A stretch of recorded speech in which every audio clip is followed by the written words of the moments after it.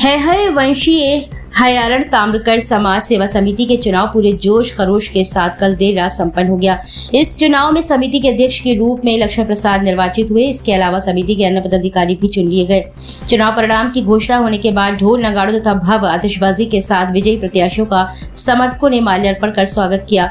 गोलाकुंआ स्थित ताम्रकर्ण हयारण समाज की धर्मशाला में पूरी चुनावी प्रक्रिया संपादित कराई गई। शुरुआत में विभिन्न पदों के लिए सहमति बनाने की कोशिश की गई, लेकिन एक से अधिक प्रत्याशियों के हो जाने के कारण मतदान के द्वारा निर्णय निकाले जाने की प्रक्रिया को शुरू कर दिया गया।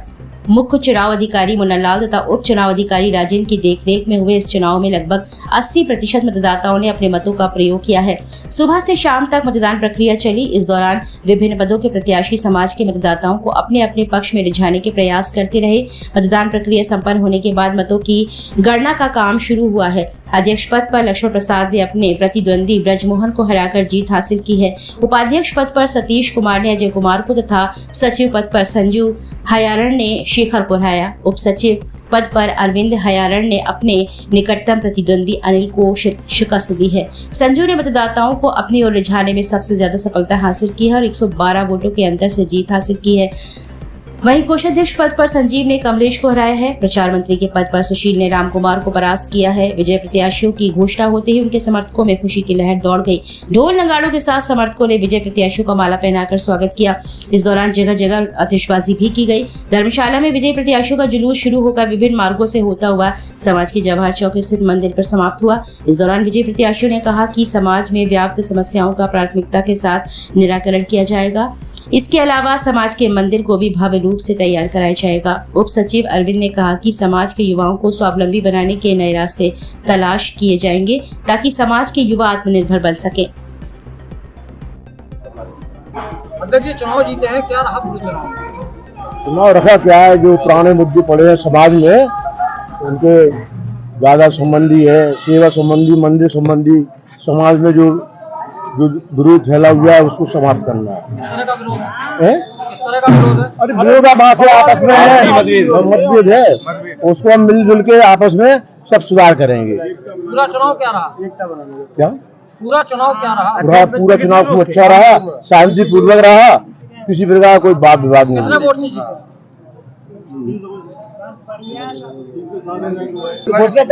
समय ज्यादा होने के कारण लगभग हम 120 मत से विजय प्राप्त की है। कौन था आपके प्रतिद्वंदी? हमारे प्रतिद्वंदी ब्रजमोहन जी हयारण जी। आप क्या प्राथमिकताएं तय की है समाज की? प्राथमिकता यही रहेगी कि अब आपस में मिलजुल के रहें, समाज को किस तरह आगे बढ़ाएंगे आप? बढ़ाएंगे और वाद विवाद निपटा के, और जो भी संपत्ति के विवाद हैं उनको बढ़ावा करेंगे। और प्राथमिकता है रामराजा सरकार की मंदिर को और अच्छा बनाना।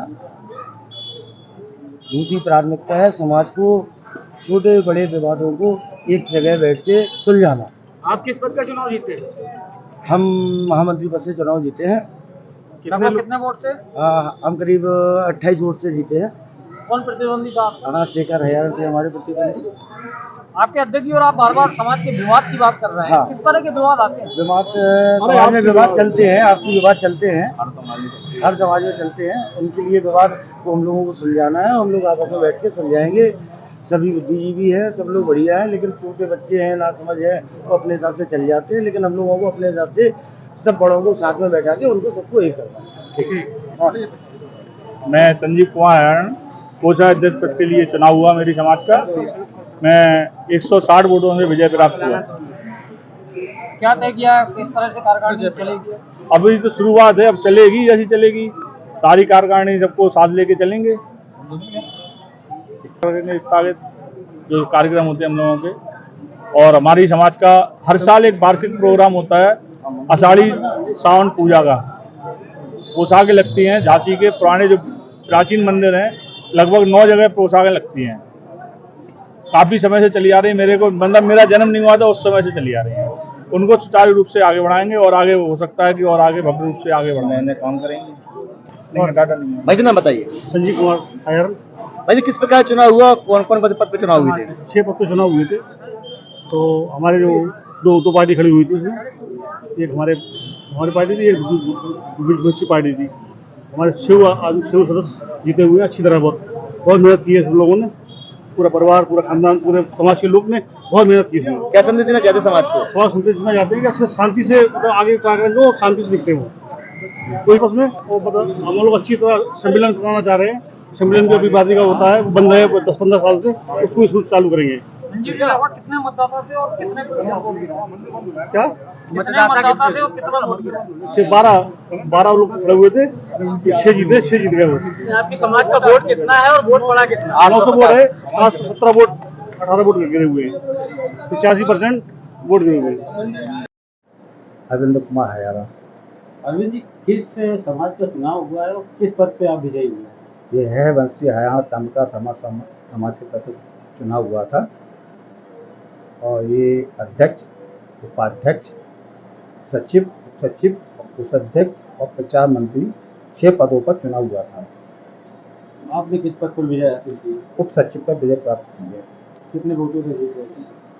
112 वोट से विजयश्री प्राप्त की है। अब आगे की क्या रणनीति है समाज के लिए, क्या आप लोगों ने सोचा? समाज के लिए सबसे पहले समाज का विकास करना और जो समाज में थोड़ा सा जो पिछड़ापन को दूर करना और युवा वर्गों को जागृत करना, इन हमलों का यही उद्देश्य है।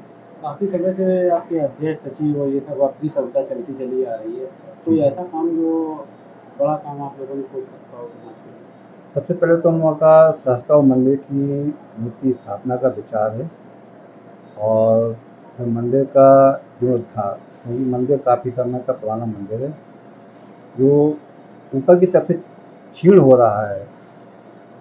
जो समाज समिति पूरा इकट्ठा करके, समाज लोगों को इकट्ठा करके एक नए सिरे से मंदिर का उद्धार करने का विचार है। कुछ और अपने समाज को संदेश देना चाहेंगे? समाज को यही संदेश देना चाहेंगे कि जितना ज़्यादा से हो समाज का सहयोग करें, जिससे संपूर्ण समाज का विकास हो, यही समाजवासियों से अपील करते हैं। परंपरागत व्यवस्थाओं को छोड़कर युवाओं के लिए कोई रणनीति बनाई है क्या आप लोगों ने समाज में? युवाओं के लिए रणनीति तैयार की है कि वो समाज के विकास में पूर्णतः सहयोग करें और सशक्त रूप से आगे आएं, इससे समाज का संपूर्ण